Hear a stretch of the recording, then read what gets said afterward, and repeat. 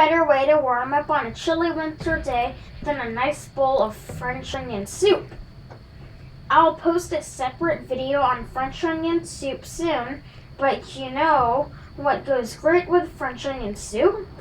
A nice ham and cheese sandwich, also known as a croque monsieur.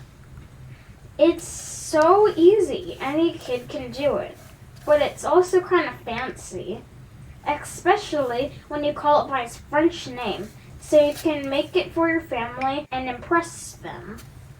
It starts off with sliced and toasted white bread. Toasting it helps it from becoming soggy. You'll want to melt a few tablespoons of butter and then brush it on each slice with a pastry brush. Make sure to get both sides.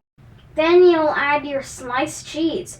I use Swiss, followed by your ham, followed by another slice of cheese. In a heated cast iron pan, spread more butter.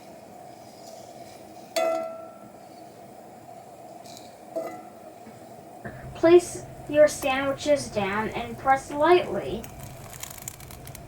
Although restaurants tend to serve croque monsieurs with a bechamel sauce, that's not how it was traditionally done in the olden days. What they did do was serve it with the crust cut off, because in the olden days they had to do that to remove the hard portions of the bread. And there you have it, croque monsieurs. If you liked the video, be sure to subscribe and check out my French onion soup video too.